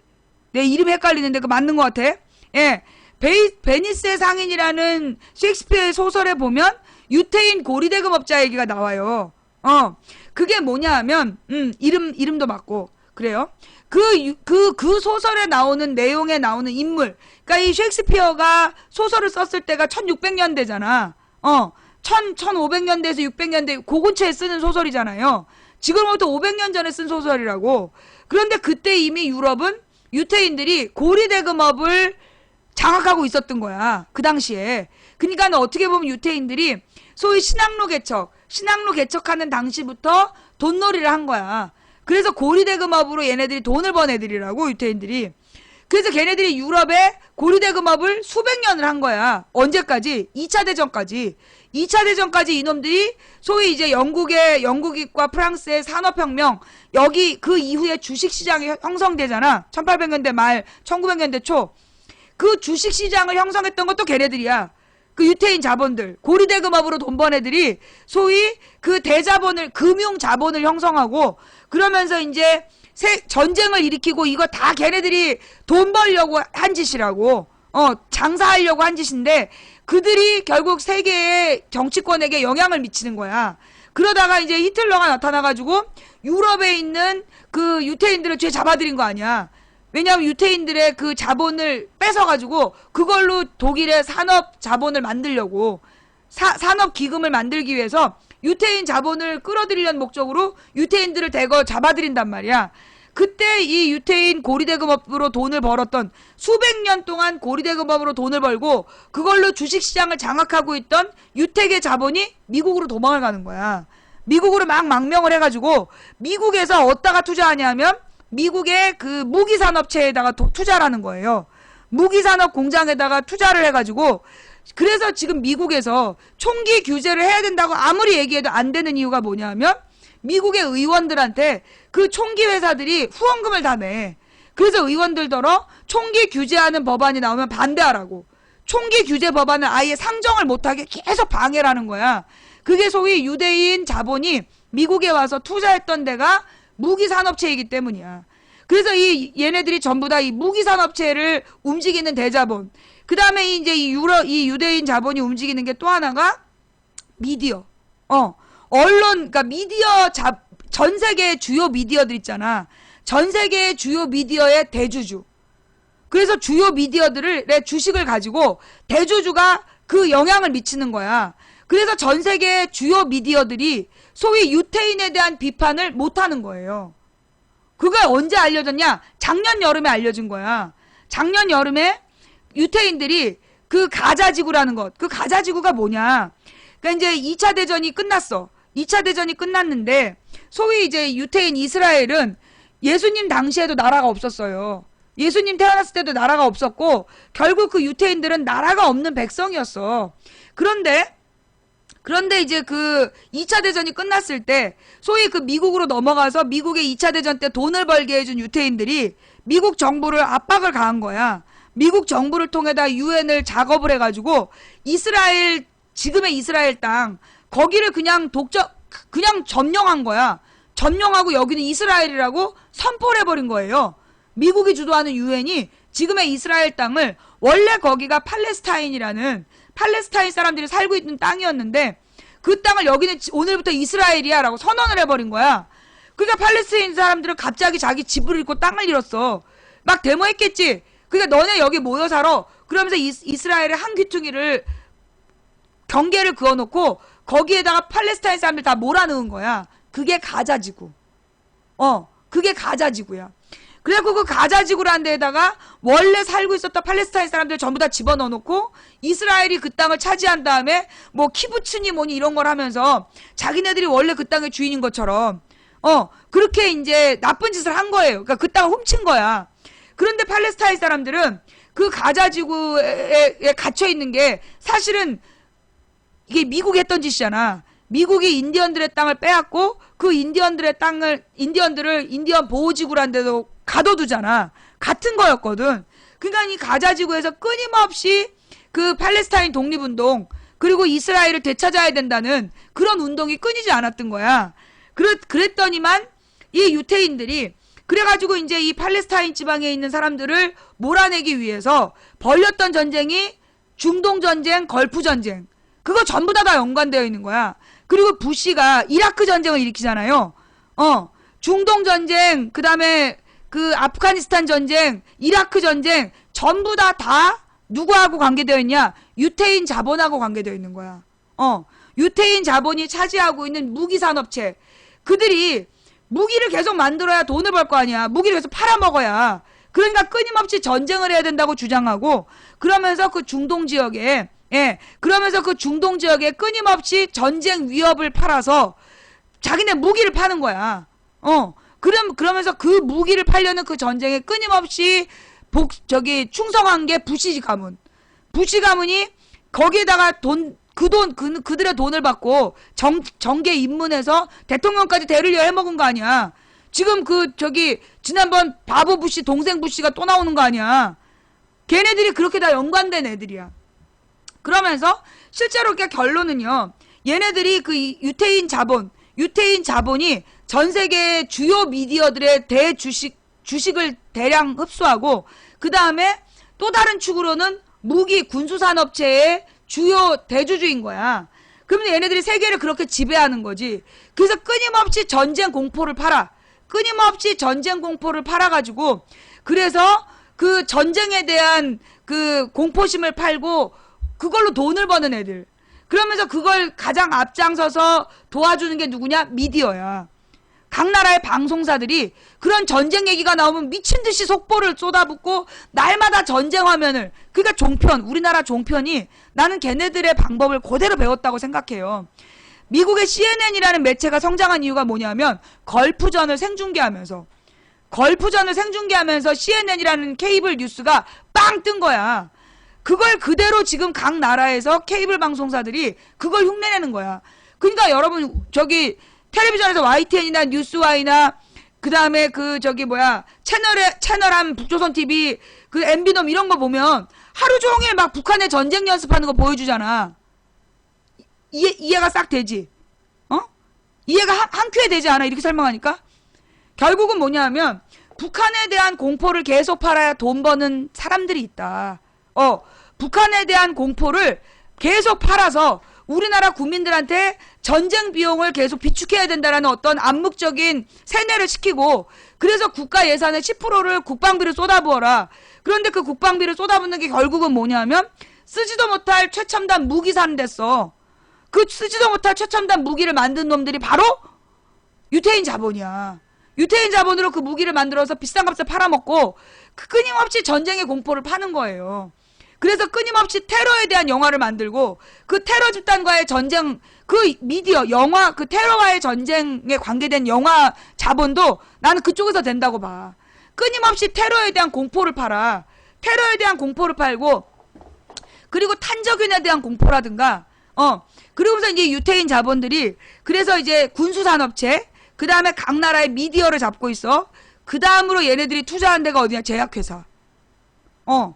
이 유태인 자본이 세 번째로 많이 투자한 데가 제약회사. 그래서 이 제약회사들이 하고 있는 짓이 뭐냐 하면 각 나라의 유전자 정보를 확보하는 거야. 각 나라의 유전자 정보를 확보해서 유전자별 약품을 개발하고, 그래서 심지어 얘네들이 지금 거의 완성 단계라 그래요. 유전자 공격 무기. 그러니까 또 어떤 가스를 공중에서 살포했는데 다 죽는 게 아니야. 특정 유전자에만 반응해서 죽이는 거야. 그런 무기를 만들었다는 거 아니야. 이게 생물학 무기인 거지. 그런 생물학 무기들을 계속 끊임없이 연구한 게 누구야? 그게 제약회사야. 생화학 무기를 계속 만들었고, 그 생화학 무기를 만들어서 해독제를 개발한다는 이유로 그 끊임없이 생화학 무기를 만드는 게 제약회사야. 제약회사라는 이름에 생화학 무기 업체들이 있는 거죠. 그리고 그걸 가난하고 힘없는 동네에 뿌려. 그래서 거기에서 막 환자가 늘어나게 해. 그래서 그 극심한 상황을 전 세계 미디어들이 일제히 보도해. 그러면 그 질병에 대한 백신을 또 팔아. 그러면 그 백신을 막기 위해서 각 나라에서 미친 듯이 세금을 투입해. 그리고 그 백신은 창고에서 썩어가. 바로 그런 백신 만드는 제약회사의 대주주들이 또 유태인들인 거야. 그게 그들이 세계를 지배하는 방식인 거죠. 그 다음에 얘네들은 주로 전 세계에서 장난을 하는 거야. 풍선 효과 이러면서 어느 지역이 성장하면 어느 지역은 망하게 돼 있어 이러면서 결국은 자기네 돈을 갖고 이리저리 돈을 돌려갖고 자본을 돌려서 브릭스, 한때는 브릭스를 팔아. 그러니까 옛날에 80년대까지는 대만, 우리나라, 일본, 싱가폴 이런 데다 투자를 해. 홍콩. 그래갖고 막 공산국가랑 근접해 있는 나라가 막 성장하는 모습을 보여줘. 그래서 공산주의 무너뜨렸잖아. 그 다음으로 투자하기 시작한 한 데가 브릭스야. 90년대부터 2000년대 막 투자한 게 브라질, 러시아, 그 다음에 인도하고 중국. 결국 중국의 증시도요, 걔네들이 들어간 거야.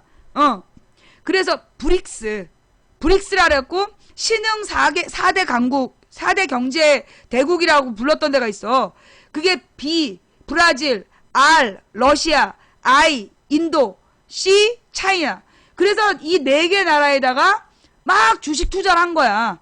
주식 투자를 해가지고, 주식을 막 띄워. 그래갖고 비싸게 팔아먹어. 비싸게 주식을 다 털고 딱 빠지는 거야. 그러면 이제 그다음부터는 그 각 나라들이 그 주식값을 유지하기 위해서, 우리나라도 그 꼴을 앉지 않냐. 이명박 때 소위 걔네들이 그 대자본이 들어와서 우리나라 대기업들의 주식을 5배로 뻥튀기를 한 다음에 팔고 다 튀었어. 튀면서 얘네가 뭐라 그랬냐면, 야, 실제로 한국의 삼성 주식 적정가 36만 원이야. 130몇만 원을 팔리고 있는데 한국 삼성의 적정가 36만 원이야. 이러고서 나가버린 거야. 지네 100만 원 벌고 나간 거지. 그렇게 브라질도 그렇게 띄어먹었고, 러시아도 그렇게 투자했고, 인도나 중국이나 다 마찬가지야. 그래서 주식 거품을 만들어. 주식 거품을 만들고 나중에 최고가로 올랐을 때 각 나라의 띨띨한 개미들한테 다 넘기고 튀는 거야. 그렇게 해서 이 주식시장을 지배하는 그들을 뭐라고 부르느냐. 그들이 결국은 각 나라의 정치 권력을 세우는 거야. 각 나라의 정치 권력을 어떤 애들로 세우냐. 완전히 꼴통 애들. 대가리는 비고 남탓만 잘하고 눈 안 깜빡거리고 볼펜 세우는 거 잘하고 이런 애들을 뽑아가지고 대통령을 시켜주는 거야. 왜? 걔 하나한테만 주면 되니까. 그런 애 하나한테만 후원금을 대주고 대신 나머지 민주주의자를 죽이는 거야. 미디어를 통해서. 언론을 통해서 죽이는 거예요. 그리고 그렇게 뽑힌 애들이 프랑스의 사르코지, 이탈리아의 배총리, 그 다음에 러시아의 푸틴, 그 다음에 터키의 지금 그 대통령, 또 어디더라? 하여튼 그렇게 아베도 그렇게 만들어 지내고, 그리고 어느 반도에 있잖아 왜 눈 깜빡거리지 못하는 볼펜. 하여튼 그런 식으로 독재자를 키워주는 거예요. 왜냐하면 그런 그런데 그들의 특징이 뭐냐 하면 하나같이 배총리 끊임없는 스캔들에 시달려. 그지? 끊임없는 스캔들에 시달려. 사르코지도 프랑스에서 욕 바가지로 먹어. 그죠? 터키 대통령도 그 온갖 추문에 시달려. 푸틴도 마찬가지야. 푸틴이 자기 경쟁자를 암살했다. 몇 명을 암살했다. 그런 얘기 막 국제 언론에 나오잖아. 그죠? 아베도 계속 욕먹어. 그치?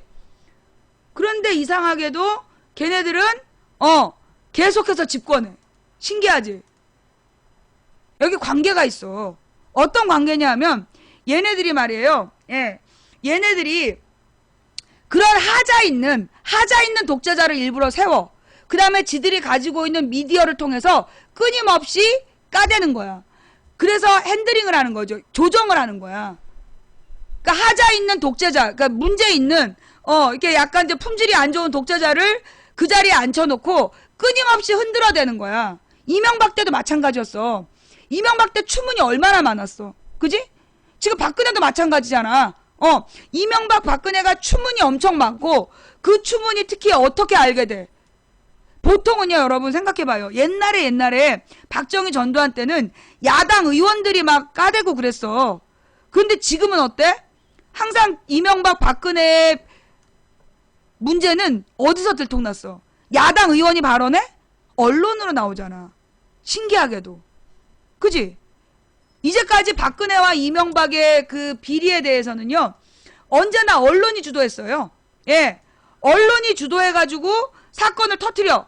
그래가지고 막 까대가지고 권력 위기로 몰아가고 항상 마무리가 뭐냐면 지지율이 폭락하고 있다.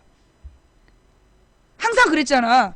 그러다가 뭔가 있어. 지네들끼리 뭔가 주고받은 다음에 갑자기 지지율이 폭등했다는 뉴스가 나와. 지지율이 상승한다는 뉴스가 나오면 뭔가 짰단 얘기야. 뭔가 합의 왔단 얘기지. 이명박 때부터 지금까지의 뉴스가 패턴이 있어. 패턴이. 그러니까 이게 이 병신은 맨날 하트야. C1 하트. 나 임자 있는 몸이야. 너 같은 애가 나한테 하트 들이밀고 뭐 찝적된다 그래서 내가 눈길을 줄 수가 없어. 27년 전에 나한테 들이대가지고 우리 집에 산 남자애가 우리 집에 살고 있던 남자애가 아직도 살고 있는데 정말 내가 감당이 안 된다. 내일 모레가 50인데 아직도 이놈의 인기는 정말 눈은 높아가지고. 너 나한테 들이대봤자 나 너한테 눈길을 줄 수가 없어. 나의 온 마음은 이미 우리 집에서 밥한 남자한테 다가 있어. 자, 하여튼 그래서요. 예, 그래서 하던 얘기를 마저 하면 이게 세계를 그들이 지배하는 방식이야. 그러면서 얘네들이 만들고자 했던 게 뭐냐면 WTO. 그러니까 얘네가 사회주의권을 완전히 무너뜨린 다음에 1990년대 초반에 WTO 세계무역기구를 만들려고 그랬어.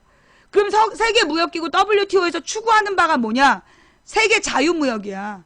그럼 자유무역이라는 게 뭐냐? 우리는 세계무역기구 모든 교과서에서요. 세계무역기구를 굉장히 긍정적으로 쓰고 있어요. 하트 듣기 싫으면 하트 갖고 오세요. 뭔 말이지? 나 임자 있다고. 하트 전문가? 나 하트 전문가 아니라고. 제발 날 좀 내버려둬. 난 너네 싫어. 좋아하는 사람 따로 있다니까. 진짜 언제까지 들이댈래. 진짜 참아야지 내가 진짜. 내가 하트 들이대지 말랬지. 이게 아주 때로 들이대. 너는 블랙이야. 자, 그래서요.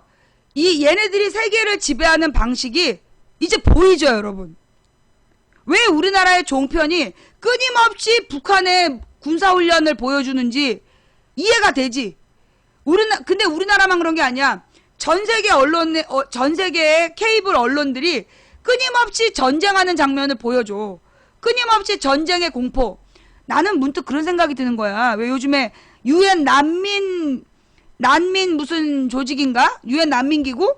그 얘기를 해. 그 다음에 페이스북에서 어떤 여자아이의 1년을 그 뒤에 뒷배경이 달라지는 그 영상을 찍어가지고 그 페이스북에 계속 거의 날마다 한 번씩 올라오는 영상이야. 누가 그걸 올렸을까? 그 전쟁이 나서 막 뛰어다니는 그 아이들의 그 모습, 정말로 실감나는 그 영상, 누가 만들었을까? 그 영상을 만들어서 끊임없이 돌리는 이유가 뭘까? 결국 그게 뭐냐 하면 전쟁에 대한 또는 그런 테러에 대한 공포, 그걸 계속해서 심어주는 거야. 그래서 그런 일이 생기면 안 되겠다. 그런 생각을 하게끔 하는 거죠. 그러나 물론 전 세계인이 모르고 좋은 뜻으로 아니 UN 난민기구 나도 거기 회원 돈 내. 그런 UN 난민기구 좋은 일 하는 것처럼 회비를 내잖아.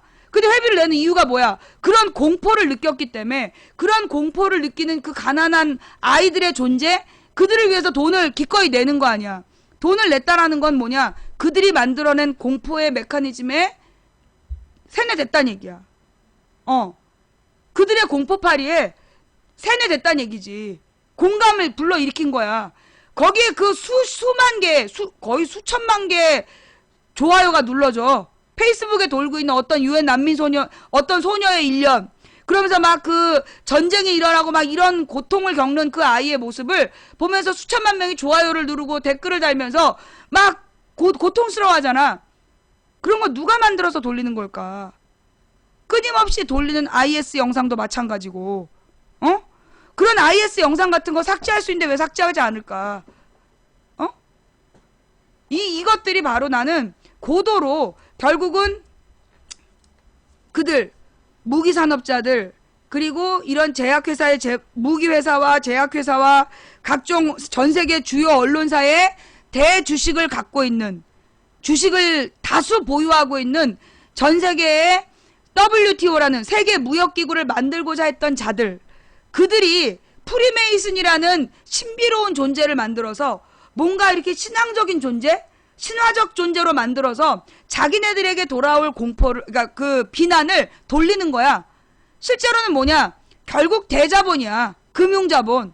그들이 전 세계의 권력자들을, 하자 있는 자들을 권력으로 세워놓고 끊임없이 미디어로 공격하면서 길들이고, 그래서 자기네들에게 유리한 국가 정책을 만들도록 유도하는 거야. 그러면서 그 존재가 누구냐? 프리메이슨이야. 씨발 지랄하고 자빠졌네. 프리메이슨은 무슨 프리메이슨이야. 결국 무기회사, 제약회사, 미디어회사의 대주주를 갖고 있는 금융자본가들, 옛날에 유럽의 고리대금업자들, 그들이 만든 대자본, 그들이 전세계 신용평가회사니 뭐니 이런 걸 만들어가지고 언론을 통해서 전세계 지도자들을 길들이는 거야. 그러니까 뻑하면 스캔들을 만들고 그걸 터트려서 막 국제적인 명성을 떨어뜨리고 들었다 놨다 그렇게 지배하고 있는 세상인 거죠. 우리가 그거를 똑바로 나는 봐야 된다고 봐. 알고 있어야 돼. 그러면 우리나라는 어땠을까요? 우리나라는 실제로 그 정조가 죽을 당시, 영화 드라마 많이 봤잖아. 정조가 죽을 당시가 어떤 상태였냐면, 원래 우리나라에 일본 놈들이 우리한테 뭐라 그랬냐면 조선은 망해 마땅한 나라였다. 조선은 망해서 마땅한 나라였다. 왜? 그 당파 싸움이 너무 심해서 당파 싸움 때문에 망했다 라는 게 일본 놈들의 식민사관이에요. 조선이 망한 이유는 당파 싸움 때문에 망한 거다. 우리 그렇게 들었잖아. 사실 나보다 나이 많은 사람들 다 그렇게 교육받았어. 조선이 망했던 이유는 그 당파 싸움 때문이었다라고 배운 거예요. 그런데 실제로 조선이 망하던 시기는 당파 싸움이 없었어. 실제로 조선이 망할 때는 당파 싸움이 없었어요. 왜 우리가 그런 사관으로 배웠냐 하면 우리나라 국사편찬위원장은 언제나 그쪽에서 맡았어. 이제까지 우리나라 국사편찬위원장이 제정신을 차렸던 거 딱 15년이야. 김영삼, 김대중, 노무현. 그 김영삼, 김대중, 노무현 때는 그래도 역사책이, 아니야, 국사는 별로였고 근현대사책만 괜찮은 관점으로 쓰여진 책들이 있었고, 언제나 우리나라의 정사, 국사 교과서는 그 친일파의 후손들이 계속 관장했어요. 역사적으로 계속. 우리나라의 이 국정교과서, 국사교과서는 언제나 친일파들이 썼어. 그래서 특징이 뭐냐? 임진왜란의 참상을 알려주지 않았고, 일제강점기 때 얼마나 잔혹하게 당했는지를 알려주지 않았어. 처참한 실상을 보도하지 않아. 임진왜란과 일제강점기 때 얼마나 처참한 조선 침략이 있었는지에 대해서 자세히 기술하지 않은 역사책. 독일 같은 경우는 그 히틀러가 무슨 짓을 했는지 굉장히 자세히 기술하고 가르치잖아요. 그리고 끊임없이 역사적으로 반성하고 있잖아. 우리나라의 역사책의 특징은 뭐냐? 이승만, 박정희의 독재도, 이승만, 박정희, 전두환의 독재나 아니면 임진왜란 때 일본 놈들의 만행, 일제강점기 때 일본 놈들의 만행을 절대 알려주지 않아. 왜? 우리나라 역사교과서는 언제나 친일파가 썼기 때문에. 현재 우리나라 역사편찬위원장도 친일파 학자야. 친일학자. 뉴라이트 학자가 지금 역사편찬을 담당하고 있어요. 그러다 보니까 우리나라의 역사책이, 애들의 역사시험이 언제나 삼국시대 문화에서 끝나잖아. 애들이 처음에는 역사를 열심히 공부하려고 그래. 그런데 언제나 어디서 막혀? 이름이 복잡한 삼국 문화가 나오면, 삼국의 문화 유물이 나오면 그냥 접어. 그냥 접는다고. 그게 바로 뭐냐? 의도적으로 역사 공부를 못하게 하는 거예요. 그 다음에 김대중 노무현 때는 어떤 식으로 역사 공부를 못하게 했냐? 서울대만 한국사 필수. 서울대만 한국사 필수였어. 그러면 물론 다른 학교들도 한국사 필수할 수 있는데 다른 데는 한국사 필수를 아무도 안 해. 그때 대학 대표들이 만나갖고 등록금 다 짜고 그럴 때야. 얘네들이 서울대만 국사를 전공하게 해. 국사를 필수로 해. 그러면 일반 고등학교에 애들이 국사 공부하면 선생님들이 못하게, 특히 체육 선생님들이 돌아다니면서, 체육 선생이라든가 약간 좀 꼴통 선생들이 돌아다니면서 국사 공부를 못하게 하는 거야. 그 몽둥이를 두들겨 패면서 머리를 딱딱 치면서 네가 서울대 갈 등급이 돼? 국사책은 왜 들고 앉아있어? 그거 굉장히 심했어요. 그때 나한테 애들이 몰래 와서 국사 공부를 한 거야. 고등학생들이 나한테 몰래 와서 국사 공부한 이유가 뭐냐? 학교에서 국사책을 펴놓으면 선생님들이 이런 지시봉으로 머리를 쿡쿡 찌른다는 거야. 네 등급에 서울대 갈 등급도 아니면서 왜 국사책 공부하냐고. 그래갖고 애들이 학교에서 국사 공부를 못했어요.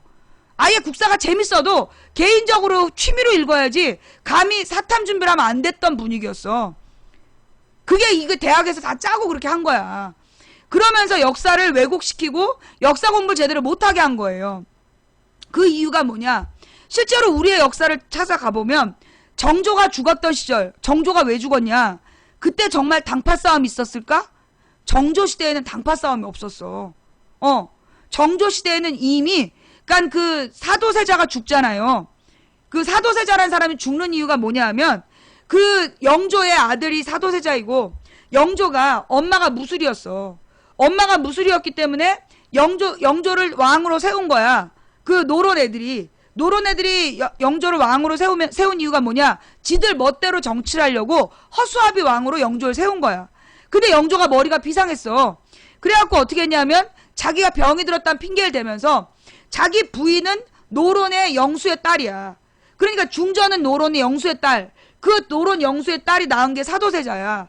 그래서 그 사도세자한테 모든 권력을 이양한 거야.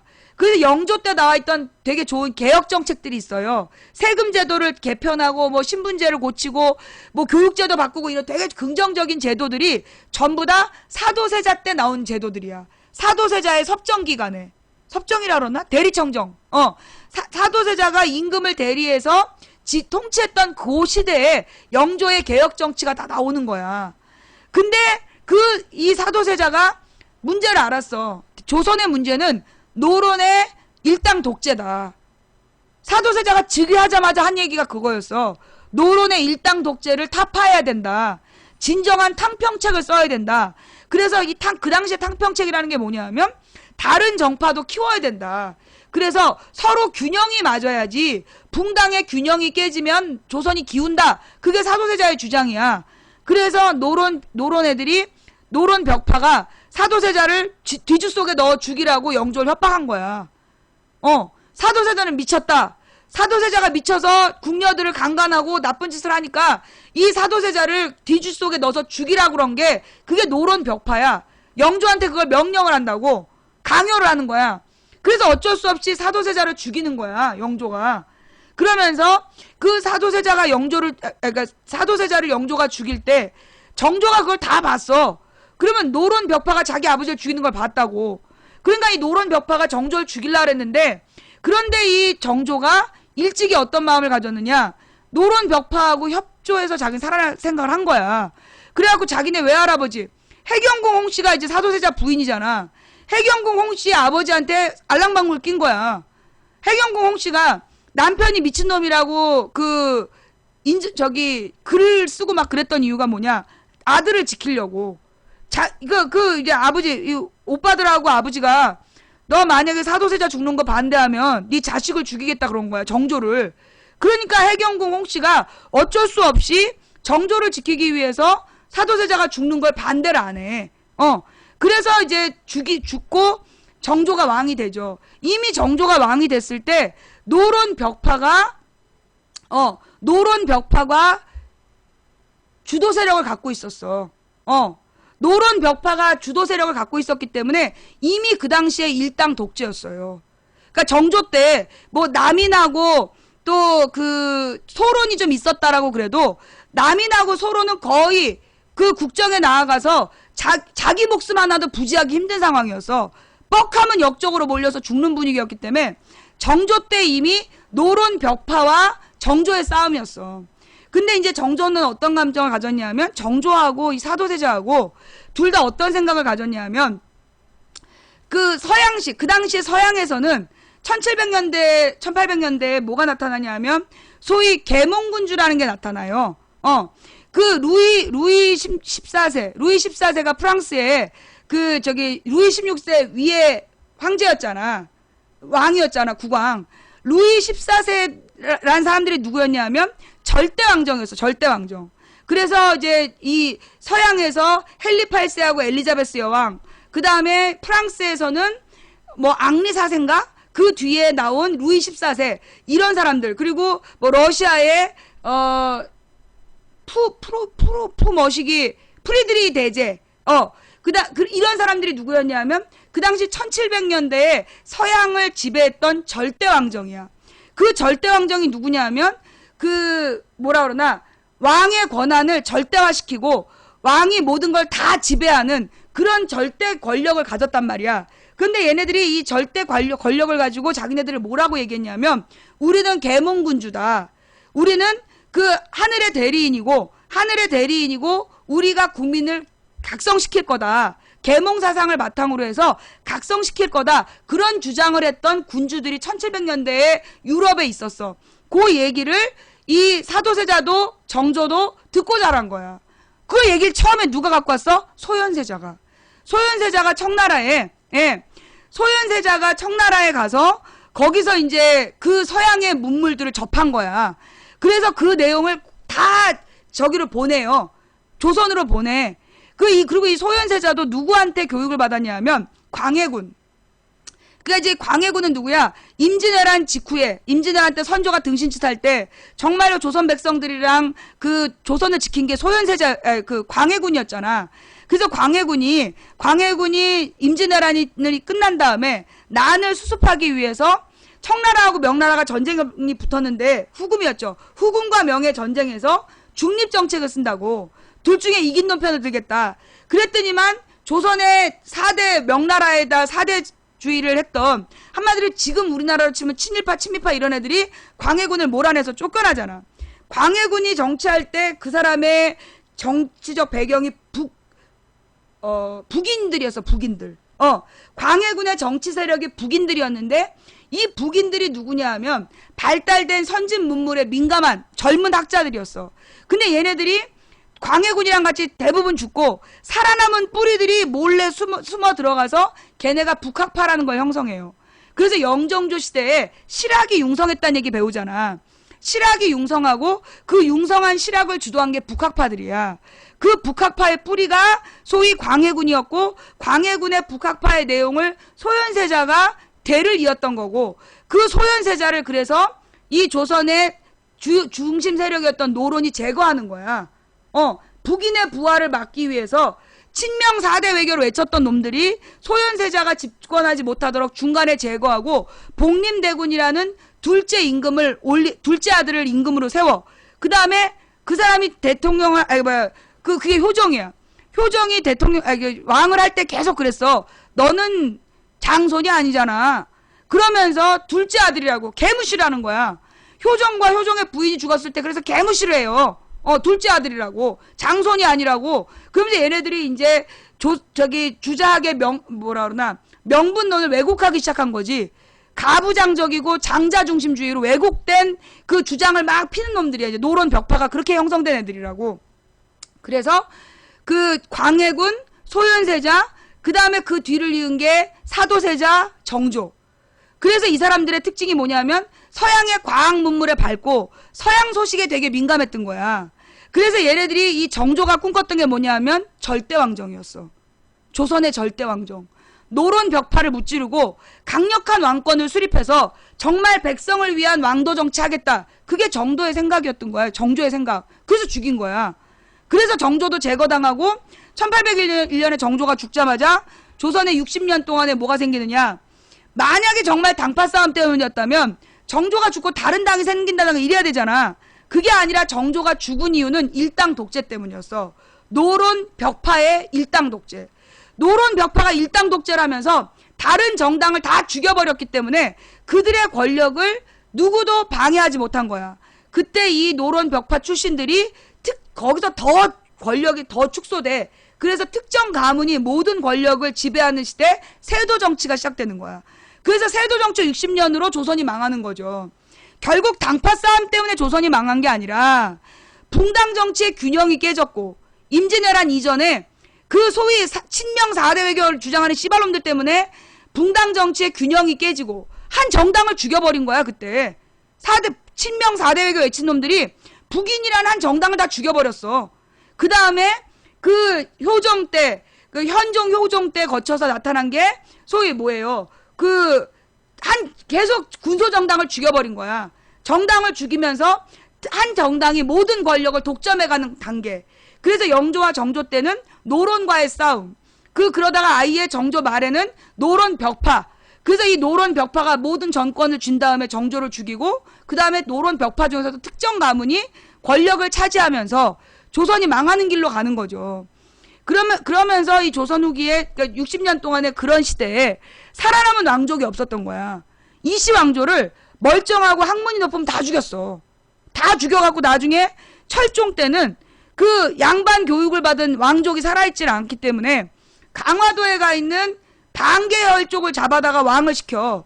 그래가지고 그게 우리 어렸을 때 드라마로 나왔었어요. 임금님의 첫사랑 이래가지고 강화도령이라는 강화도에 있는 그 왕족의 방계열 쪽을 찾아가지고 억지로 왕을 시켜놓는 거야. 근데 꽤 오래 살았어. 20년인가 30년 가까이 살아요. 오래 살면서 그때 모든 권력을 세도정치가 나눠 먹으면서 나라가 개꼴이 되고 괜찮은 이씨 왕족들은 다 죽이고 이씨 왕족을 다 죽이는 바람에 살아남은 자가 없었어. 그때 이하응이란 사람이 완전히 그 자기는 파라코라는 이름을, 그러니까 양아치, 지금 말로 치면 양아치가 돼갖고 그 양반 가문을 구걸하고 다니는 거야. 그래갖고 아유 저 새끼는 저 가문도 그지 새끼에다가 볼 게 없다고 남들이 다 비웃게 했는데, 그러면서 뒤로 자기 자식들 둘은 최고의 학자들한테 가외를 시키는 거야. 최고의 학자들한테 가외를 시켜갖고 큰아들 둘째 아들을 몇십 년 동안 공부를 시키고 있었어. 몰래. 그러다가 왕이 돼야 되겠다라고 결심을 한 다음에 어떻게 하냐면 어느 이 절터에 무덤을 지으면, 그러니까 무덤을 쓰면, 조상 무덤을 쓰면 왕이 나올 터다라는 얘기를 들어. 그런데 그게 절이었어. 그래갖고 이하응이가 불태워버려. 절을 싹 불태워버리고 거기다가 자기 아버지 무덤을 써요. 그래서 그게 대원군이 되는 거야. 그런데 자기가 대원군이 되기 위해서 왕이 직접 될 수는 없었고, 그러면 이제 어린 왕을 세워놓고 자기가 대리청정, 섭정을 할 생각을 한 거지. 그래서 큰아들이 굉장히 학문이 높았지만 큰아들을 왕을 못하게 하고 둘째 아들, 어린아이를 왕으로 해달라고 그 당시에 그 세도가의 맨 마지막 조대비한테 부탁을 해가지고 그 왕으로 세운다고, 고종을. 그리고 자기가 10년 동안 63년부터 73년까지 그 섭정을 하는 거야. 그러다 며느리한테 쫓겨나는 거지. 그게 명성황후한테 쫓겨나면서 계속해서 다시 재집권을 추진해갖고 10년을 도모한 게 이모군란, 82년도 이모군란을 했는데, 이모군란 때문에 청나라에서 흥선대원군을 잡아가 버리잖아. 그러면서 10년 뒤에 그 일본 놈들이 청해전쟁으로 청나라를 무찌르고, 그러니까 명성황후가 가만 보니까 이대로 가면 일본이 먹겠다 싶어가지고 러시아를 끌어들이고, 그래서 10년 동안에 러시아하고 일본의 대립이 있다가 1904년에 러일전쟁으로 러시아 쫓아버리고 일본이 1905년에 우리나라를 먹는 거야. 실제로 우리나라의 모든 권한이 넘어간 게 1905년이고 서류상의 절차를 밟아서 10년도에 접수하는 거야. 그게 1910년까지 역사가 계속되는데, 그 과정에서 1896년에 이 고종이 1895년